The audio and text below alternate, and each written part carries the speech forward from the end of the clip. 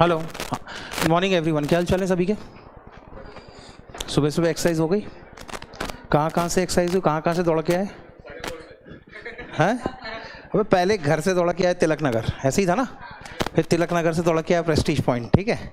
तो Prestige point पे कहाँ दौड़ाया तुमको? पहले कहाँ? 3rd floor? अच्छा, सीधे ही बैठा लगे। अरे चलो, बच गए मतलब तुम, ठीक है। हाँ तो बेटे, कुछ इलेक्ट्रिसिटी इशू के कारण आज की क्लास थोड़ी सी लेट हो गई है। कोशिश ये करूँगा कि आज की क्लास का जो टारगेट था वो पूरा हो जाए। ऑनलाइन स्टूडेंट कौन कौन है? नीरज, संदर्भ, विकास, आयुषी, नेहा, नमन, नीरज, विकास, और समस्त भारत परिवार, ठीक है?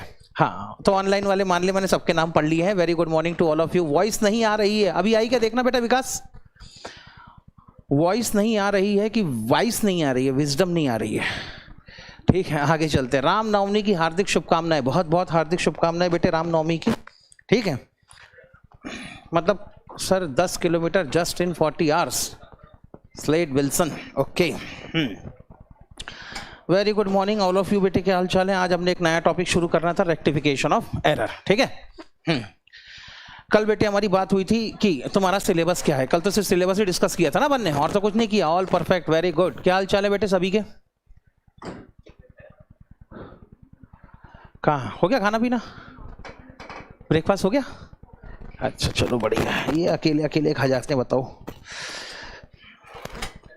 कोई नहीं पूछ रहा सर आपने नाश्ता किया कि नहीं किया। अब वो देखो मुर्रा खिला रहा सुबह सुबह, बताओ?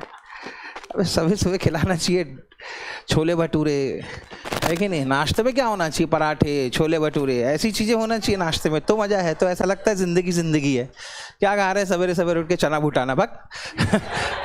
आगे चलते हैं। हाँ आगे चलूँ मैं?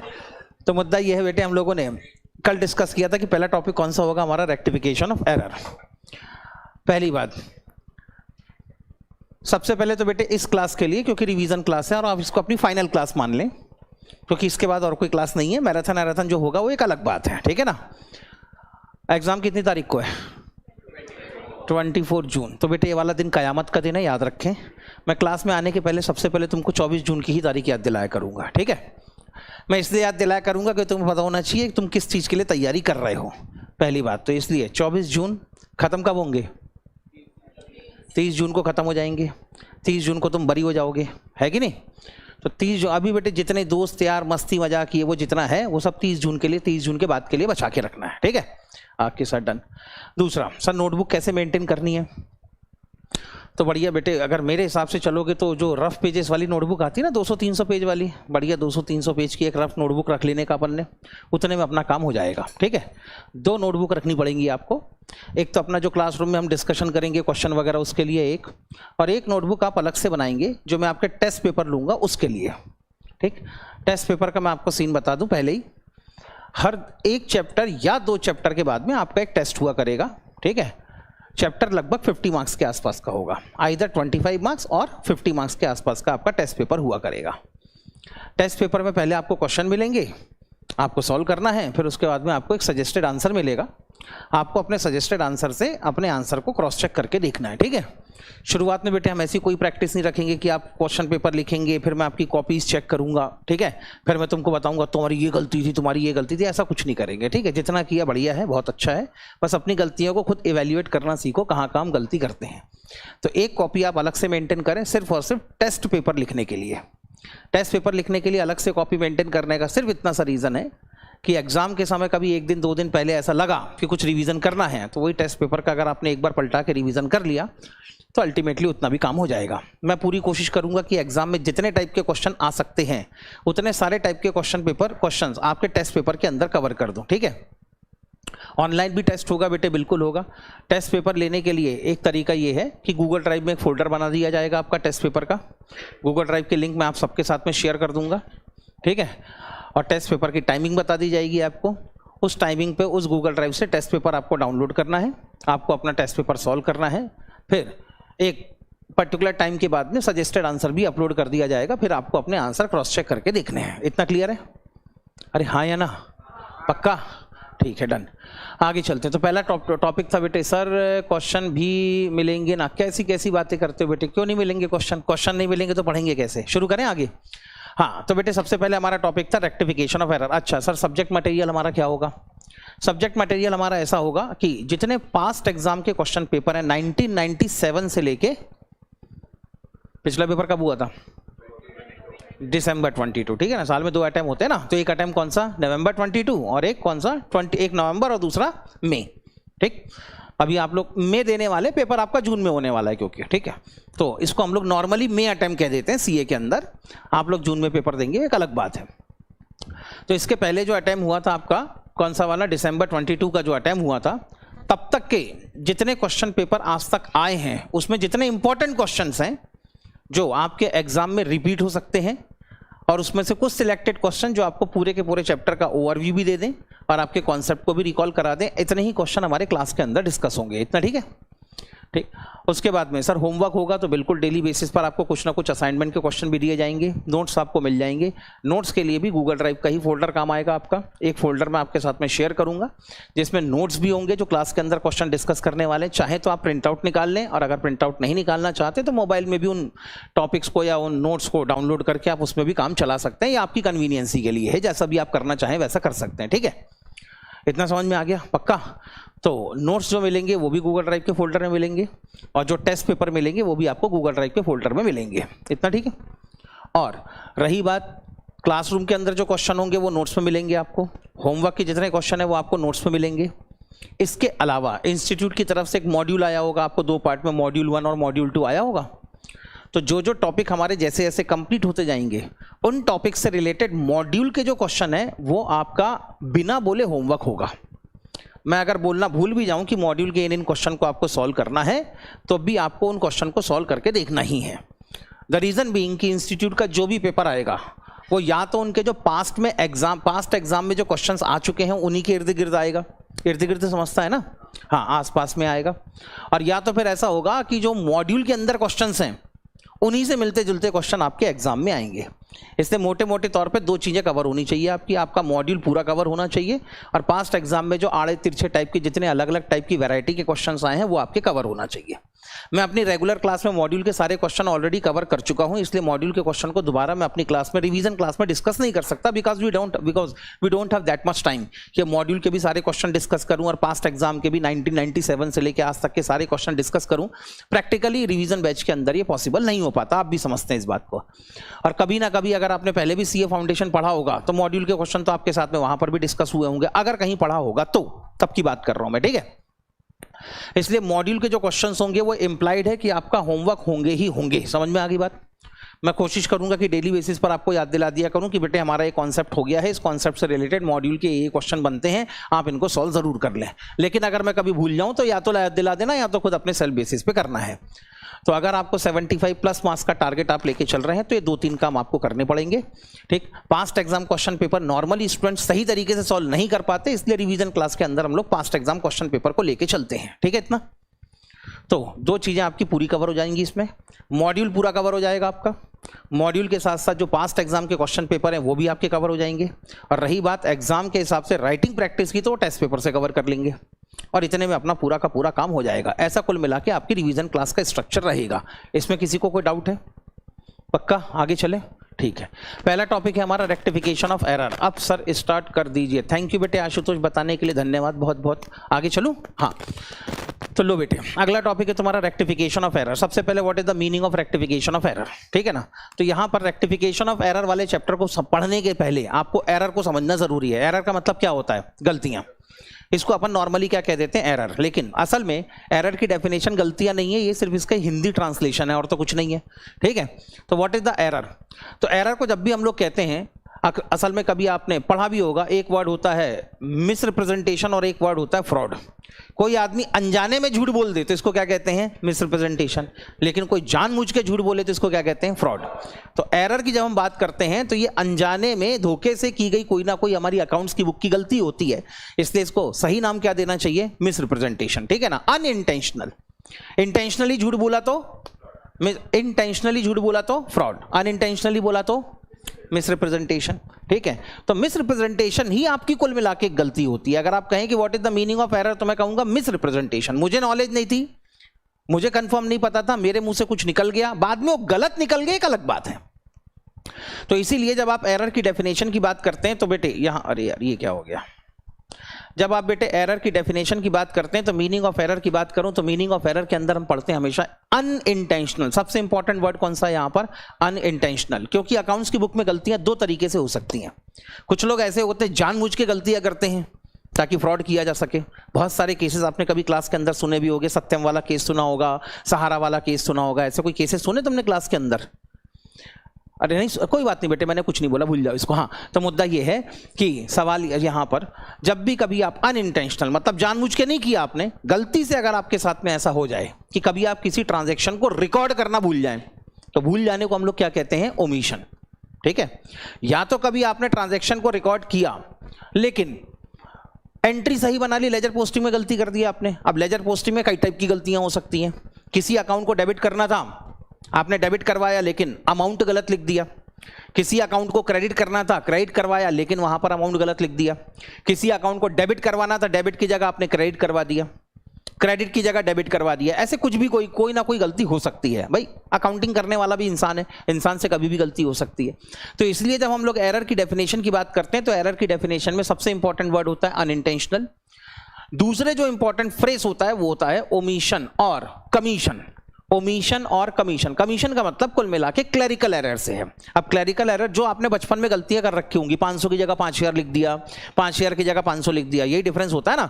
और ऐसा अक्सर हुआ होगा तुम्हारे साथ 11th क्लास में, कोई नई बात नहीं है, एक आध जीरो कम ज्यादा कर देना। 545 यहां पर बेटे क्वेश्चन में पड़ा 545 और वहां पे लिख दिया जाके कितना? 455। कुछ भी हो सकता है, एक आध फिगर, एक आध डिजिट ऊपर नीचे हो जाना, कोई बहुत बड़ी बात नहीं है। तो ऐसी कंडीशन में इसको हम लोग कहते हैं कमीशन एरर। क्या कहते हैं इसको हम लोग? कमीशन।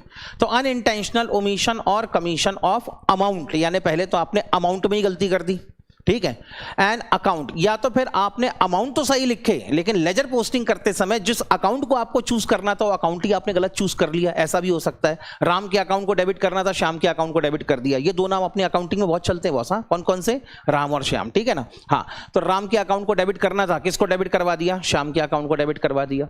मशीन खरीदी तो डेबिट क्या होना चाहिए था? Machinery account. तुमने बेटे परचेस में एंट्री मार दी, खरीदा है, उससे क्या फर्क पड़ता है?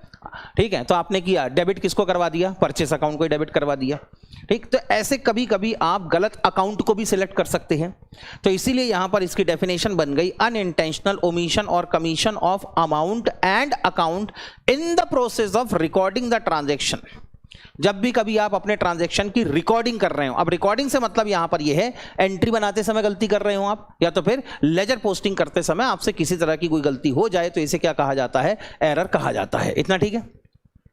इसके बाद और एरर कब हो सकते हैं? तो बेटे और एरर यहां पर कई दूसरी गलतियों के कारण भी हो सकते हैं। जैसे कई बार आपने मैथमेटिकल मिस्टेक कर दी, होता ना बेटे, हम लोग अकाउंट को बैलेंस करते हैं, डेबिट के टोटल फिर क्रेडिट का टोटल, जो बड़ा टोटल होगा वही दोनों साइड में लिखेंगे, फिर एक बैलेंसिंग फिगर निकालते हैं। तो वहां पे कहीं ना कहीं तो आप एक मैथमेटिकल प्रोसेस को ही फॉलो कर रहे हैं, ऐड और लेस को ही फॉलो कर रहे हैं। तो कई बार आप ये ऐड और लेस गलत कर देते हैं, तो ये कौन से एरर हैं? आपके मैथमेटिकल एरर हैं। कई बार ऐसा भी हो सकता है कि यहां पर जो आपकी अकाउंटिंग पॉलिसीज हैं, अकाउंटिंग पॉलिसी सुना है कभी? क्या होता है बेटे? मैं पहले ही कह रहा हूं, सीए का पेपर देने वाले यहां पर इतने हल्के में काम नहीं हो सकता कि बस सुना है सर, सुने से काम नहीं चलेगा, पता करना पड़ेगा। अकाउंटिंग पॉलिसी, अकाउंटिंग पॉलिसी का मतलब मैं आपको बता दूं पहले ही, अकाउंटिंग के अंदर दो बड़ी इंपॉर्टेंट चीजें होती है।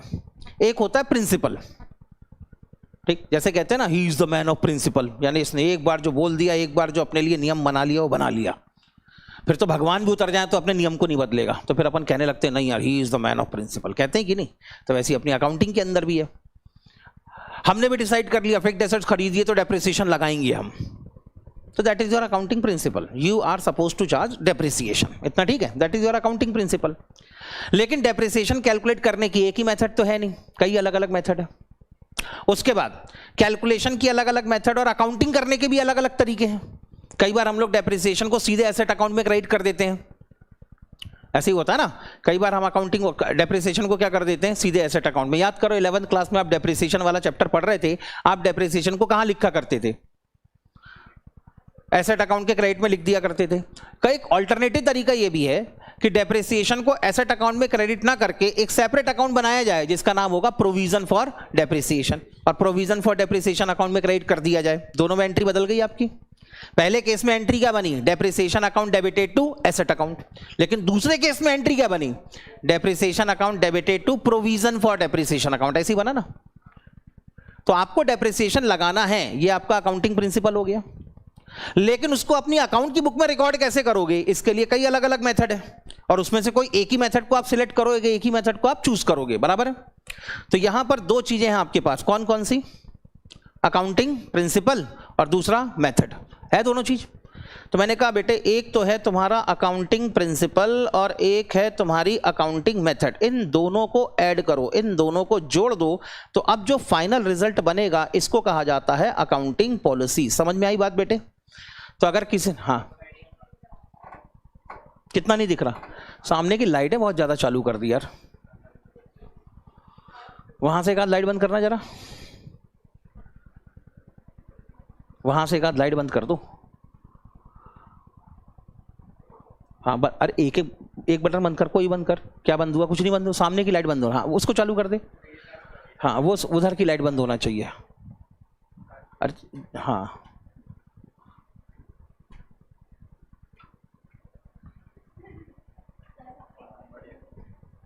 ठीक है, अभी जितना है उतने में काम चला लो, बाद में अपन निपट लेंगे, ठीक है। हाँ अब वो प्रोजेक्टर मैं सेट नहीं कर पाऊंगा, ठीक है, वैसे टेम्पररी क्लास है, आज बस के लिए तो है, चला ले यार आज काम, ठीक है ना। कल से बिल्कुल प्रीमियम क्वालिटी सर्विस मिलेगी, ठीक है ना, अगर लाइट आ गई तो कंडीशन अप्लाई है। हाँ आगे चलते हैं, ठीक है। नहीं मतलब क्लियरिफिकेशन दे रहे हैं सर, आपने कल बोला था, तो मैं बोल दूंगा कंडीशन भी तो अप्लाई थी। आगे चलें फिर। तो मुद्दा ये है कि यहां पर अगर आप दो चीजों को मिलाएं, किस किस को सुन लो पहले, कोई दिक्कत नहीं है, ठीक है। एक तो क्या होता है आपका अकाउंटिंग प्रिंसिपल और दूसरा क्या होता है अकाउंटिंग मेथड। एक ही आइटम की अकाउंटिंग करने की कई अलग अलग मेथड आपको मिल सकती है, उसमें से कोई एक पर्टिकुलर मेथड को आप चूज करेंगे, तो जिस प्रिंसिपल के बेसिस पर आप अकाउंटिंग करने वाले हैं वो, और दूसरा उस प्रिंसिपल को अप्लाई करने के लिए जो अकाउंटिंग मेथड को आप यूज करेंगे वो, इन दोनों को मिलाओ तो फिर क्या बनती है आपकी अकाउंटिंग पॉलिसी। समझ में आ गई बात, पक्का। तो यहां पर कई बार हम अपनी अकाउंटिंग पॉलिसी को ही गलत तरीके से इंप्लीमेंट कर देते हैं। फॉर एग्जांपल कभी आपने पढ़ा होगा, आपने कभी मशीन खरीदी है तो मशीन से आपको शॉर्ट टर्म बेनिफिट मिलेगा कि लॉन्ग टर्म, लॉन्ग टर्म और शॉर्ट टर्म किसके बेसिस पे डिफाइन करते हैं, 12 मंथ। अगर कोई भी सामान, कोई भी हमने खर्चा किया है उससे 12 मंथ से ज्यादा बेनिफिट मिले आपको, तो फिर क्या होगा, लॉन्ग टर्म बेनिफिट। और ऐसे खर्चे को हम क्या कह देते हैं, कैपिटल एक्सपेंडिचर। लेकिन अगर कोई खर्चा हमने किया है उसका बेनिफिट विद इन 12 मंथ मिलेगा, उसके बाहर आपको उसका बेनिफिट नहीं मिलने वाला, तो फिर वो कौन सा बेनिफिट है, शॉर्ट टर्म बेनिफिट। तो उसको हम लोग क्या कह देते हैं, रेवेन्यू एक्सपेंस। बिल्कुल सही है, ठीक। अब आपका कोई रेवेन्यू एक्सपेंस है, फॉर एग्जाम्पल आपने गुड्स परचेस किया, तो आपको परचेस अकाउंट को डेबिट करना चाहिए, लेकिन आपने बेटे मशीन अकाउंट को डेबिट करवा दिया। या आपने कोई मशीन खरीदी, तो ये कौन सा है बेटे, लॉन्ग टर्म बेनिफिट देने वाला खर्चा, कैपिटल एक्सपेंडिचर है, डेबिट क्या करना चाहिए, मशीन अकाउंट। आपने बेटे इसको परचेस अकाउंट रिकॉर्ड कर दिया, यानी इसको क्या मान लिया आपने, रेवेन्यू एक्सपेंस मान लिया। तो कई बार हम अकाउंटिंग के जो बेसिक प्रिंसिपल्स होते हैं, फंडामेंटल प्रिंसिपल्स होते हैं, उनको भी कई बार ओवर रूल कर देते हैं। तो ये भी कुल मिला के क्या होता है आपके लिए, एक एरर के जैसा ही होता है। इसीलिए एरर को और डिटेल में, ताकि सारे केसेस कवर हो जाएं, आगे लिख दिया गया है, also error may be as a result of mathematical mistake in applying accounting policy and misinterpretation of the facts. Sir ये misinterpretation of the fact का क्या मतलब है, ये भी समझा दो एक एग्जांपल से। तो सुनो, वेजेस की एंट्री क्या बनती है, wages account debited to cash account, बराबर है। लेकिन अगर आपने वेजेस मशीन की इंस्टॉलेशन के लिए पे किया होगा तो machinery account debited to cash account, मानते हैं इस बात को। अब मैं अकाउंटेंट हूं, मैं अपने ऑफिस में बैठा हूं, मेरे पास में एक बिल आया, वेज बिल, ठीक है। हमने लेबर को 50,000 रुपए की पेमेंट करी, बराबर है। अब मेरे को मालूम है कि वेजेस कहां पे करी है तुमने, बोलो ना, डू आई नो दैट कि ये वेजेस मैंने कहां पे करी है, नहीं पता। अब हो भी सकता है कि जो हम गुड्स एंड सर्विसेज प्रोड्यूस करके मार्केट में बेच रहे हैं, उनके प्रोडक्शन के लिए वेजेस पे करी होगी हमने, तो ये कौन सा खर्चा है, रेवेन्यू एक्सपेंस। लेकिन अगर मान लो कोई मशीन की इंस्टॉलेशन हो रही है, या हम अपनी ऑफिस की या फैक्ट्री की बिल्डिंग बना रहे हैं, उस बिल्डिंग को बनाने में भी तो वेजेस पे करी होगी, तो फिर ये कौन सा खर्चा हो जाएगा, कैपिटल एक्सपेंडिचर हो जाएगा। मेरे पास में वेज बिल आया, रीजन नहीं आया कि वेजेस कहां पे किया आपने, तो फिर आपने मान लिया कि ये कहां पे की गई होगी, फैक्ट्री में, गुड्स को प्रोडक्शन में, और आपने एंट्री क्या बना दी, वेजेस अकाउंट। जबकि असल में ये वेजेस जो 50,000 रुपए का बिल आया था, ये किसकी वेजेस थी, जो हमारी मशीन इंस्टॉल हो रही है उसकी वेजेस थी। तो कायदे से मुझे एंट्री क्या बनानी चाहिए थी, machinery account debited to cash account. तो इसका मतलब आपके सामने एक इंफॉर्मेशन तो आती है, लेकिन आप उस इंफॉर्मेशन की इंटरप्रिटेशन गलत तरीके से कर लेते हैं। तो इसको कहते हैं हम लोग मिस इंटरप्रिटेशन ऑफ फैक्ट्स। तो कौन कौन से रीजन निकल के आ गए एरर के? एरर के केस में सबसे पहला इंपॉर्टेंट वर्ड कौन सा है? अनइंटेंशनल। अब अनइंटेंशनल के बाद में रीजन लिखना शुरू करो। कौन कौन से रीजन हो सकते हैं यहां पर? ओमिशन, भूल ही गए रिकॉर्ड करना। उसके बाद कमीशन, कमीशन के अंदर क्या क्या आ जाएगा? अमाउंट गलत लिख दिया या तो अकाउंट गलत चूज कर लिया। क्या क्या हो जाएगा? अमाउंट गलत लिख दिया या तो अकाउंट गलत चूज कर लिया। या तो इसके अलावा और क्या हो सकता है? हाँ, और उसके बाद नॉन साइड भी गलत, मतलब वो सब किसके अंदर आ गया? अपना कमीशन के अंदर आ गया ना, कमीशन के अंदर। ठीक, उसके बाद वो compensating error, that is a different type of error. मैं तो बात कर रहा हूं किन किन केसेस में कहां कहां गलती हो सकती है, बराबर है। तो सबसे पहले गलती सबसे पहले इंपॉर्टेंट वर्ड अनइंटेंशनल। गलती कहां कहां हो सकती है? पहला, रिकॉर्ड करने ही भूल जाओ, सबसे पहली गलती। दूसरी गलती कमीशन, कमीशन के अंदर दोनों केस आ गए। कौन कौन से? अमाउंट गलत या तो फिर अकाउंट गलत। इतना ठीक है। इसके बाद और थोड़े से हाई लेवल पे चलो, या तो क्या हो सकता है? मैथमेटिकल एरर हो सकता है, या तो फिर क्या हो सकता है? अकाउंटिंग पॉलिसी आपने गलत तरीके से अप्लाई कर दी, या तो फिर क्या हो सकता है? Misinterpretation of fact. These are the different cases जहां पर अचानक बेटे अकाउंटेंट से गलती हो जाती है, उसको पता भी नहीं चलता। अब अगला सीन ये बनता है कि सर हमसे गलतियां कब होती हैं? गलती का मतलब क्या है, एरर का मतलब क्या है, समझ में आ गया इतना? अब सवाल ये है कि सर हमसे गलती कब होती है? तो गलती 3 अलग अलग स्टेजेस में आपसे हो सकती है। जब आप अपने ट्रांजैक्शन को प्रिंसिपल बुक्स में रिकॉर्ड कर रहे हो, प्रिंसिपल बुक का मतलब, प्रिंसिपल बुक का मतलब मैं कह रहा हूं जनरल प्रॉपर में हम लोग एंट्री करते हैं, एंट्री करते समय गलती हो सकती है। और अगर जनरल प्रॉपर के साथ में आप अलग अलग सब्सिडरी बुक मेंटेन कर रहे हैं, तो सब्सिडरी बुक में भी जब ट्रांजैक्शन रिकॉर्ड होता है तो उस समय भी गलती हो सकती है आपसे। तो पहली गलती कब हो सकती है? जब आप अपने ट्रांजैक्शन को रिकॉर्ड कर रहे हो, eight the time of recording. ठीक है, रिकॉर्डिंग का मतलब होता है किसी भी ट्रांजैक्शन को पहली बार किसी भी अकाउंट की बुक में रिकॉर्ड करना, उसको क्या कहते हैं हम लोग? रिकॉर्डिंग। इतना ठीक है। सर रिकॉर्डिंग तो हमारी ठीक थी, एंट्री हमने एकदम सही बनाई, तो लेजर पोस्टिंग के समय गलती हो सकती है, हो सकती है। तो दूसरी बार गलती कब हो सकती है? At the time of posting. Sir हमने एंट्री भी सही करी, लेजर पोस्टिंग भी सही करी, लेकिन ट्रायल बैलेंस में जब आप बैलेंसिंग फिगर लेके जा रहे थे तब भी आपसे गलती हो सकती है, हाँ या ना? सर आपने ट्रायल बैलेंस तो सोच के देखो, ईयर एंड हो गया आपका, परचेस अकाउंट आपने बनाया था, परचेस अकाउंट को बैलेंस किया, बैलेंसिंग फिगर आया, बैलेंस करना मालूम है? हाँ, बैलेंस किया, बैलेंसिंग फिगर आया। बैलेंसिंग फिगर कहां लेके गए तुम? ट्रायल बैलेंस में। अब परचेस अकाउंट का बैलेंसिंग फिगर आ रहा है 5 लाख और ट्रायल बैलेंस में लिख रहे हो 50,000, एक जीरो ही तो कम है।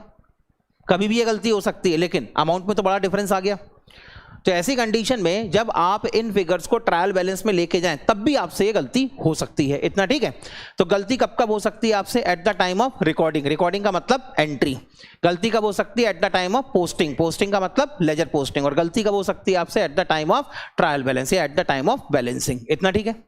तो पहली बात, what is the meaning of error? 4-5 word याद रखने। कौन कौन से? पहला वर्ड, जल्दी जल्दी बोलो बॉस, 2 नंबर का सवाल, 4 नंबर का सवाल है ये एग्जाम में, ऐसा नहीं कि नहीं आया हुआ, आया हुआ है। हाँ बोलो जल्दी जल्दी। पहला इंपॉर्टेंट वर्ड अनइंटेंशनल, दूसरा ओमिशन, तीसरा कमीशन, उसके बाद मैथमेटिकल एरर, क्योंकि सबसे कॉमन एरर कौन से होते हैं? फिर मैथमेटिकल एरर सबसे कॉमन होते हैं। ठीक है, उसके बाद मैथमेटिकल एरर, मैथमेटिकल एरर के बाद अकाउंटिंग पॉलिसी में गलती कर दी, उसके बाद मिस इंटरप्रिटेशन ऑफ फैक्ट। ठीक है, इतने अलग अलग चीजों के कारण अगर अनइंटेंशनली आपसे अकाउंट की बुक में कुछ गलत रिकॉर्ड हो जाए तो that is known as error. Error कब कब हो सकता है? At the time of recording, at the time of posting, at the time of trial balance. इतना ठीक है। अब बात आती है what are the different types of error. ठीक, टाइप्स ऑफ एरर की बात करें तो मेजर क्लासिफिकेशन इसकी 2 ही होती है इसकी। ठीक है ना, एक होते हैं इसमें एरर ऑफ प्रिंसिपल और दूसरे होते हैं आपके क्लरिकल एरर। ठीक, there are 2 major classification of error. पहली क्लासिफिकेशन क्या होगी? Error of principle. दूसरा क्या होगा? एरर ऑफ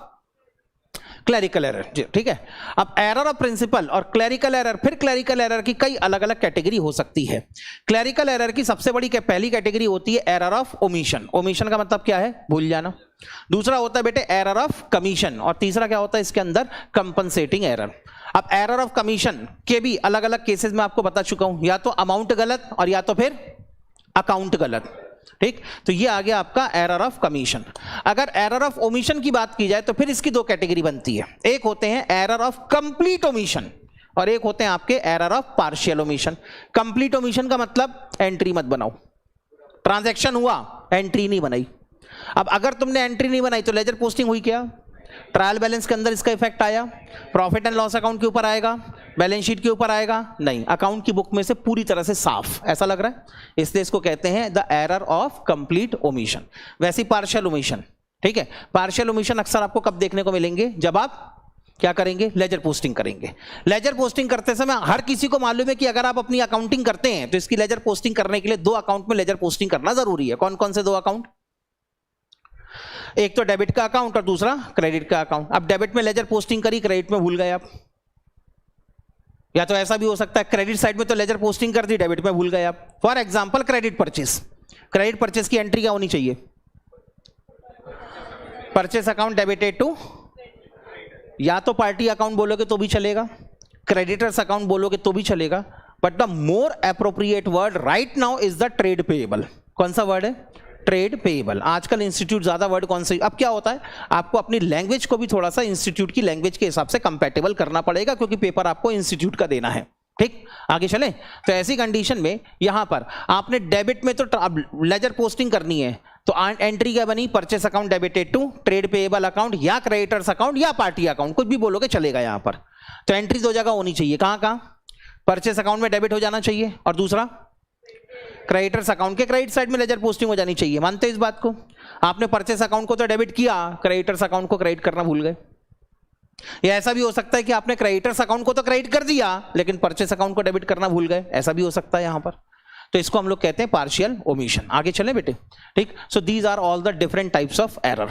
ठीक, अब अगर मैं एरर को डिटेल में एक एक करके एक्सप्लेन करना शुरू करूं, then what is the meaning of error of principle. तो एरर ऑफ प्रिंसिपल का सीधा सीधा बेटे नाम ही क्या लिखा हुआ है यहां पर, प्रिंसिपल। प्रिंसिपल का मतलब क्या है, अकाउंटिंग के जो बेसिक फंडामेंटल प्रिंसिपल्स हैं, आपने उन फंडामेंटल प्रिंसिपल्स को ही क्या कर दिया, ओवररूल कर दिया। तो जब कभी कोई भी एरर होता है which is ignoring the fundamental principle of accounting, those error are actually known as what, error of principal.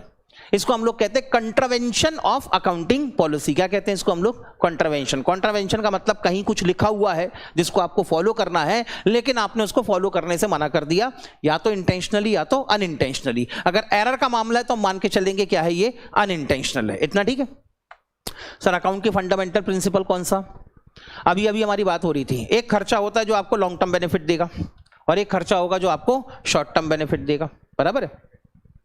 Machine खरीदी, लॉन्ग टर्म बेनिफिट। खर्चा कौन सा, कैपिटल एक्सपेंडिचर। बेटे तुमने परचेस के नाम पर रिकॉर्ड कर दिया, परचेस कौन सा खर्चा है, रेवेन्यू एक्सपेंस। तो ऐसा नहीं लग रहा कैपिटल एक्सपेंडिचर को क्या मान लिया तुमने, रेवेन्यू एक्सपेंडिचर मान लिया।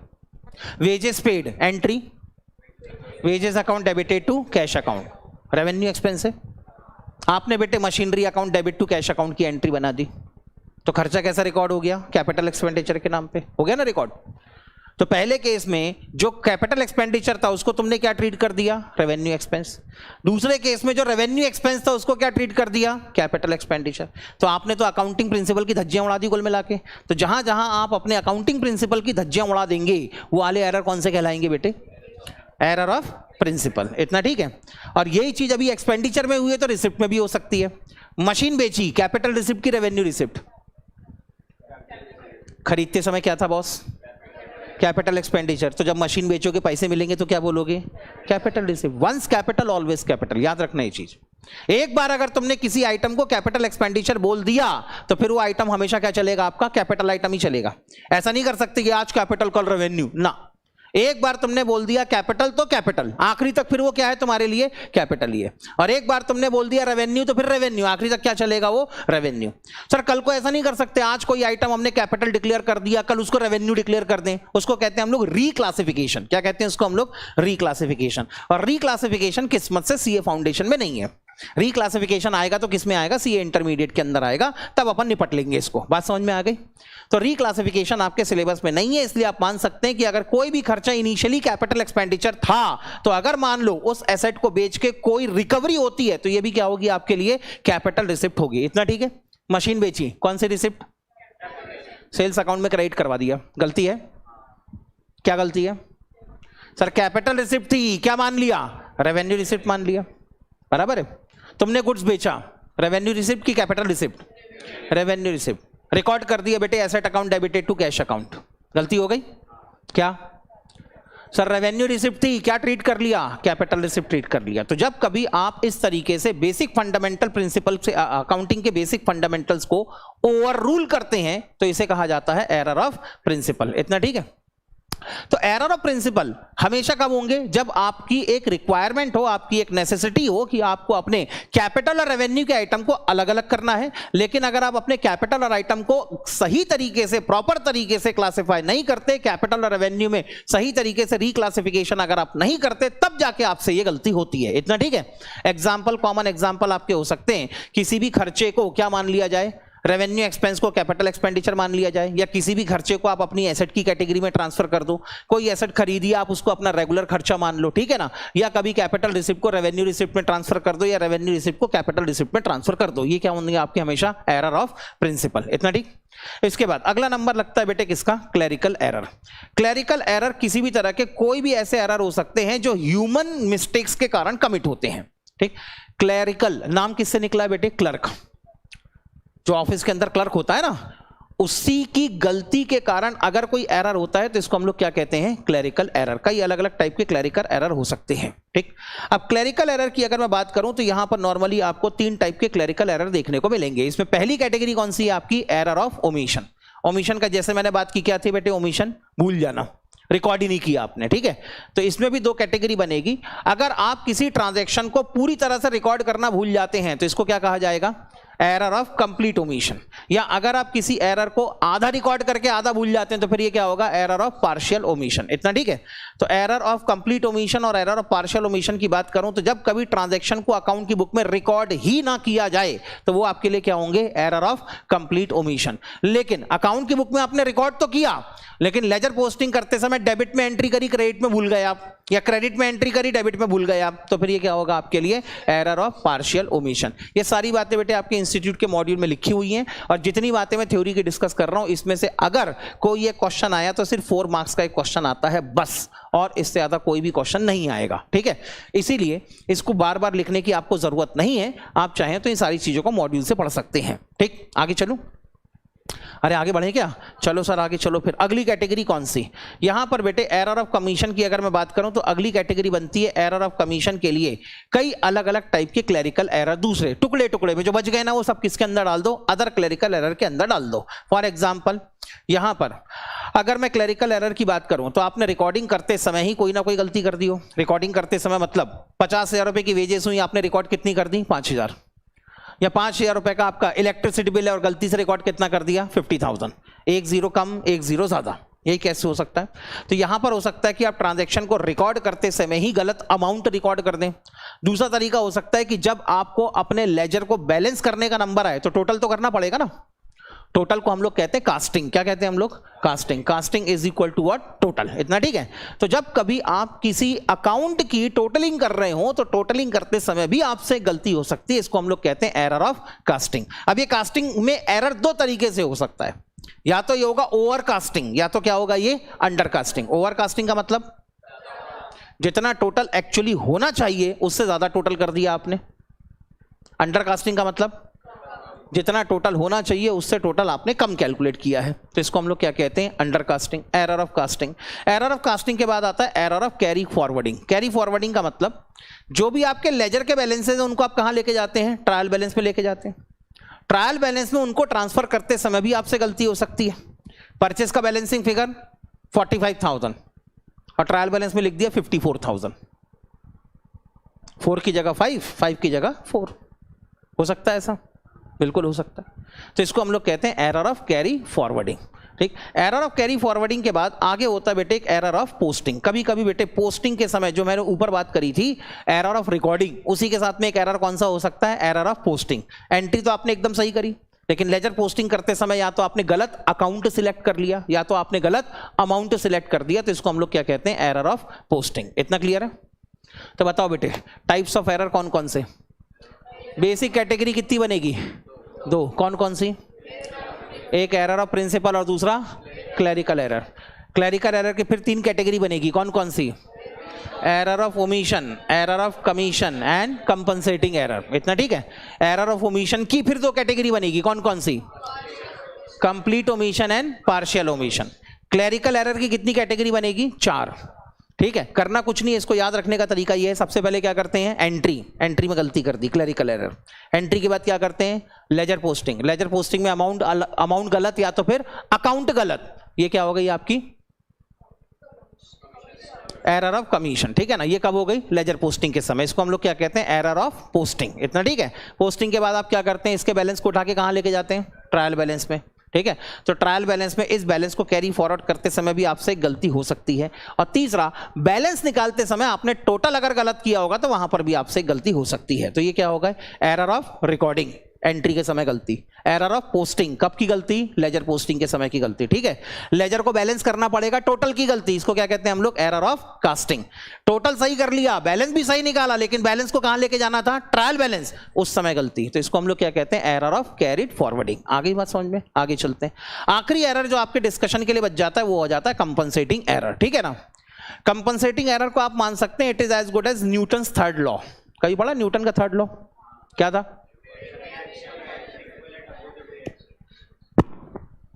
बराबर है ना, अपने को ऐसी समझ में आता था न्यूटन का थर्ड लॉ। किसी ने अपने गान में एक झापड़ा मारा तो अपन ने भी रट के देने का पलट के एक। ठीक है, every action has equal and opposite reaction. ठीक है ना, तो एक एक्शन उसकी तरफ से आया तो एक एक्शन अपनी तरफ से हो गया। बात समझ में आ गई। तो बस वही चीज कहां पर आती है, कंपनसेटिंग एरर में। पहले आप एक गलती करते हो, कोई ना कोई तो अकाउंट की बुक में इसका गलत इफेक्ट आएगा ही आएगा।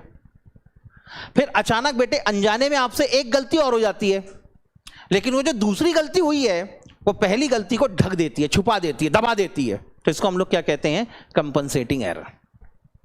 समझ में आ गई बात। तो कंपनसेटिंग एरर के लिए एसेंशियल कंडीशन ये है कि यहां पे 2 एरर होने चाहिए। कम से कम कितने एरर होने चाहिए, 2 एरर होने चाहिए। पहली एक ओरिजिनल मिस्टेक होगी, ओरिजिनल एरर होगा, ये अकाउंट की बुक में कुछ रॉन्ग इफेक्ट क्रिएट करेगा। फिर उसके बाद में कोई दूसरी गलती भी होनी चाहिए जो पहली गलती के इफेक्ट को क्या कर दे, कैंसिल कर दे। तो इसको कहते हैं हम लोग error of compensating error, sorry, इसको क्या कहते हैं हम लोग, कंपनसेटिंग एरर। तो कई लोग मुझसे पूछते हैं, कई लोगों के मन में बड़ा डाउट होता है कि सर क्लरिकल एरर और कंपनसेटिंग एरर में डिफरेंस क्या है। क्लरिकल एरर भी तो क्लर्क की गलती से हुआ है और कंपनसेटिंग एरर भी तो क्लर्क की गलती से हुआ है। अब ऐसे तो पूरे एरर क्लर्क की गलती से हुए हैं, तो ऐसे तो सारे एरर को किस में डाल देना चाहिए, क्लरिकल एरर में डाल दो। लेकिन अगर आप क्लरिकल एरर और कंपनसेटिंग एरर के बीच में एक डिफरेंस देखना चाहते हैं, तो जब कभी कोई एक इंडिविजुअल गलती होती है तो नॉर्मली किस कैटेगरी में चली जाती है, क्लरिकल एरर। लेकिन जब कभी एक साथ 2 गलतियां हो और वो भी इस तरीके से कि एक गलती दूसरे गलती के इफेक्ट को नलिफाई कर दे, कैंसिल कर दे, सेट ऑफ कर दे, तो फिर इसको हम लोग क्या कहते हैं, एरर ऑफ, नहीं, इसको हम लोग कहते हैं कंपनसेटिंग एरर। अब कंपनसेटिंग एरर का अगर एग्जांपल देखना है तो मान लेते हैं आपने एक सेल्स अकाउंट मेंटेन किया। ठीक, पहले क्या मेंटेन करी आपने, सेल्स बुक, याद है बेटे, सब्सिडरी बुक। कौन कौन सी सब्सिडरी बुक मेंटेन करते थे, परचेज बुक और सेल्स बुक और परचेज रिटर्न बुक और सेल्स रिटर्न बुक, बराबर है। सबसे इंपॉर्टेंट बुक तो भूल ही गए बेटे तुम, कैश बुक। और उससे इंपॉर्टेंट बुक भूल गए, journal proper. Journal proper itself is the major subsidiary book. सबसे पहली सब्सिडरी बुक कौन सी है तुम्हारी, जर्नल प्रॉपर है। समझ में आ रही बात। अब जर्नल प्रॉपर के ऊपर हर उसका लोड कम करने के लिए हर एक ट्रांजैक्शन को आप जर्नल प्रॉपर में रिकॉर्ड नहीं करना चाहते, तो आपने कहा हमारे सबसे ज्यादा ट्रांजैक्शन किसके होते हैं, कैश के। तो आपने कैश के ट्रांजैक्शन के लिए अलग से बुक मेंटेन करना शुरू कर दी।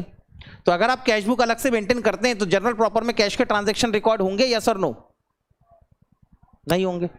इसका मतलब जर्नल प्रॉपर का एक हिस्सा बनाया, पार्टीशन किया, पार्टीशन में से कैश के ट्रांजैक्शन उठाए, अलग जगह रिकॉर्ड करना शुरू कर दिया आपने। ऐसे ही काम किया। और ये काम क्यों करते हैं हम, डुप्लीकेसी को रोकने के लिए। अकाउंटिंग के अंदर ऐसी होता है ना, डुप्लीकेसी बहुत है अकाउंटिंग के अंदर। जर्नल एंट्री करोगे, ledger posting, journal entry, ledger posting, journal entry, ledger posting, यही काम होता रहेगा बार बार। तो एक ही ट्रांजैक्शन को तो 2-2 बार रिकॉर्ड कर रहे हो कि नहीं आप, एक तो एंट्री करते समय और दूसरा लेजर पोस्टिंग करते समय। तो अकाउंटिंग के अंदर से इस डुप्लीकेसी को खत्म करने के लिए कॉन्सेप्ट किसका आया, अदर सब्सिडरी बुक का।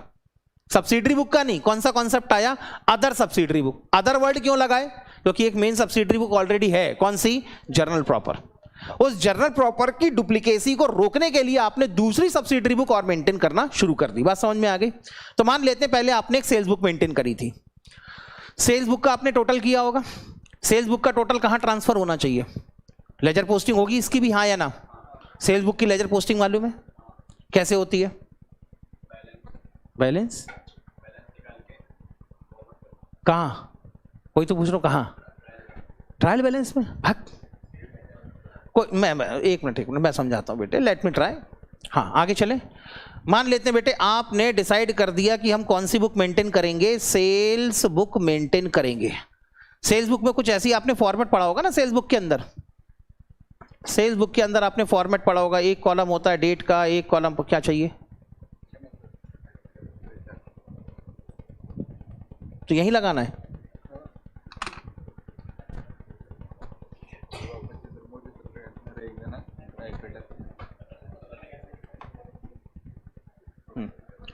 सेल्स बुक पहला कॉलम होता है डेट, दूसरा कॉलम पर्टिकुलर, ऐसी कुछ था ना। तीसरा कॉलम होता था यहाँ पे कुछ इनवॉइस नंबर का या वाउचर नंबर का, ऐसे ही होता था। फिर एक कॉलम आप एलएफ के लिए बनाया करते थे, फिर एक कॉलम को डिटेल के लिए होता था और एक कॉलम अमाउंट के लिए होता था। ऐसी होती थी आपकी सेल्स बुक। मान लेते हैं बेटे मैंने, हमारा कोई कस्टमर है ए नाम का, ए नाम के कस्टमर को क्रेडिट में 10,000 रुपए का सामान बेचा, लिख दिया आपने अमाउंट के कॉलम में।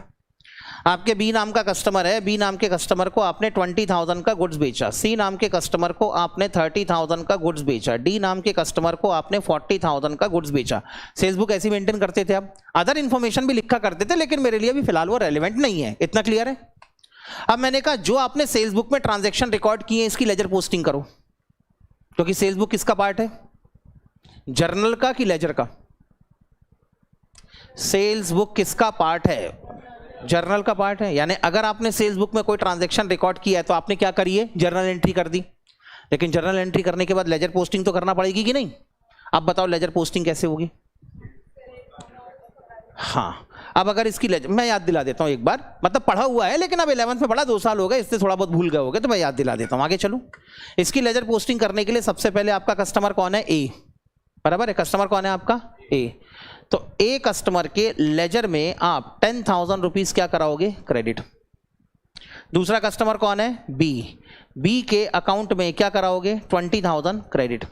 तीसरा कस्टमर कौन है, सी, सी के अकाउंट में क्या कराओगे, 30,000 क्रेडिट। चौथा कस्टमर कौन है, डी, डी के अकाउंट में क्या कराओगे, 40,000 क्रेडिट।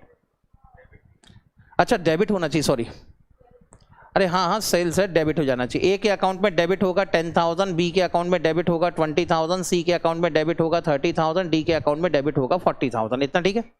पक्का? कंफर्म? कुछ चेंजेस नहीं? ठीक है। ऐसा नहीं लग रहा बेटे लेजर पोस्टिंग करते समय डेबिट इफेक्ट तो डाल दिया, क्रेडिट इफेक्ट किधर है? क्रेडिट इफेक्ट कहां डालना पड़ेगा, बोलो ना बेटे। सही बोल रहे हो, तुम्हारे आंसर एकदम सही है। कहां डालोगे credit effect? Sir sales account में डालेंगे। ये लो बेटे सेल्स अकाउंट। सेल्स अकाउंट में क्या करना है?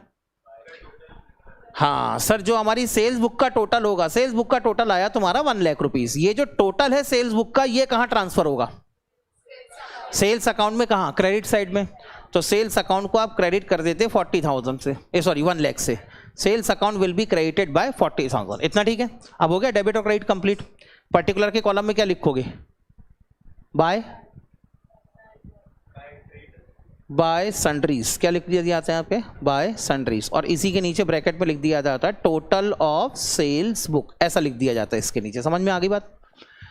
तो आपने क्या करना है, सेल्स बुक में अगर कोई भी ट्रांजैक्शन रिकॉर्ड होता है तो इंडिविजुअल कस्टमर्स के अकाउंट क्या हो जाएंगे, डेबिट। इसको हम लोग कैसे पढ़ते हैं, इंडिविजुअल कस्टमर के अकाउंट को क्या कर दिया तुमने, डेबिट। और सेल्स अकाउंट क्या हो जाएगा आपका, credit, with total of sales book. समझ में आ गया?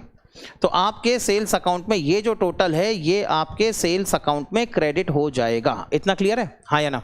पक्का? समझ में आ गया? ठीक है, चलो आगे चलते हैं एक कदम और। अगर मैं थोड़ा सा और आगे बढ़ूं तो मान लेते हैं आपने एक सेल्स बुक मेंटेन करी थी।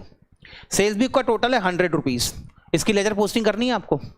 लेजर पोस्टिंग करने के लिए इंडिविजुअल कस्टमर अकाउंट तो आपने डेबिट करवा दिए होंगे, सेल्स अकाउंट क्या कर देना चाहिए, क्रेडिट। कितने रुपए से क्रेडिट करवा दूं, 100 रुपीज से क्रेडिट। हाँ नहीं नहीं, सीए फाउंडेशन।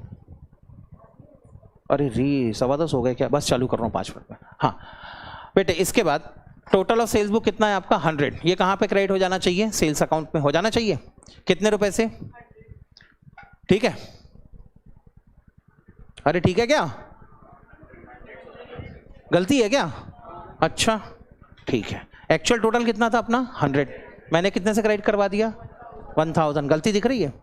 चलो कोई बात नहीं, हो गई हो गई। दूसरा ट्रांजैक्शन हुआ, कौन सा वाला, old furniture sold on credit to Ram for ₹100। पुराना फर्नीचर आपने राम को 100 रुपए में बेच दिया। Correct entry? अरे पुराना फर्नीचर था, राम को आपने 100 रुपीज में पुराना फर्नीचर बेच दिया कैश में, एंट्री क्या बनेगी? कैश अकाउंट डेबिटेड टू, अच्छा क्रेडिट में बेचा, अच्छा हाँ, तो फिर एंट्री क्या बन जाएगी? Ram account debited to furniture account. कितने रुपए से? 100 रुपीज से। लेजर पोस्टिंग करनी पड़ेगी। कहाँ कहाँ? राम अकाउंट को 100 से डेबिट कराओगे और फर्नीचर अकाउंट को क्रेडिट कराएंगे। मैं सिर्फ राम अकाउंट बना लेता हूं, फर्नीचर अकाउंट हमारा प्रॉपर्ली क्रेडिट हुआ है मान लेते हैं, तो राम अकाउंट में क्या होना चाहिए? डेबिट। कितने से डेबिट होना चाहिए? 100 रुपीज से डेबिट होना चाहिए। ठीक है, गलत है? क्या गलती है? क्या हुआ क्या हुआ क्या हुआ? अरे सर राम अकाउंट को 1000 से डेबिट कर दिया जबकि एक्चुअल अमाउंट कितना था? 100। ऐसा नहीं लग रहा बेटे, पहले आपने 900 रुपए की गलती क्रेडिट में करी और वही 900 रुपए की गलती कहाँ कर दी आपने? डेबिट में कर दी। लेकिन अगर अभी ट्रायल बैलेंस बनाओगे तो टैली होगा कि नहीं होगा? होगा टैली ट्रायल बैलेंस। क्यों सर? क्योंकि एक जगह अगर आप 900 रुपए की गलती करते हैं क्रेडिट में और सेम 900 रुपए की गलती करते हैं अगर आप डेबिट में, तो अल्टीमेटली दूसरी गलती पहली गलती के इफेक्ट को कैंसिल कर देगी, और जब एक गलती दूसरी गलती के एरर को कैंसिल, इफेक्ट को कैंसिल कर देगी, तो ट्रायल बैलेंस तो फिर भी तुम्हारा टैली हो जाना चाहिए। ऐसे एरर को कहते हैं हम लोग कंपनसेटिंग एरर। समझ में आ गई बात? तो जब कभी आपकी कोई एक गलती, एक एरर की अकाउंटिंग इफेक्ट सेट ऑफ हो जाए, कैंसिल हो जाए, नलीफाई हो जाए, किसके अगेंस्ट में? किसी दूसरे एरर के अगेंस्ट में, तो इसको कहते हैं हम लोग कंपनसेटिंग एरर। समझ में आ गई बात बेटे यहां तक? हाँ या ना? कल से बेटे प्रैक्टिकल क्वेश्चन शुरू करेंगे। प्रैक्टिकल क्वेश्चन जनरली 3 पार्ट में डिवाइडेड होंगे, ठीक है ना? अब ये 3 पार्ट कौन से होंगे और कौन कौन से प्रैक्टिकल क्वेश्चन होंगे, इनकी बातें होंगी कल। 1 मिनट बेटे, क्लास अभी खत्म नहीं हुई है, पहली बार ध्यान से सुन लें। आपका एक मॉड्यूल आया होगा, आपके पास आया है मॉड्यूल? किसके पास में मॉड्यूल है, किसके पास में नहीं है? जल्दी जल्दी बताओ। ICAI का मॉड्यूल किसके पास में है और किसके पास में नहीं है? सबके पास है? हाँ तो आ जाओ बेटे, उसमें एक चैप्टर होगा रेक्टिफिकेशन ऑफ एरर। मिला? आपका एक चैप्टर होगा रेक्टिफिकेशन ऑफ एरर,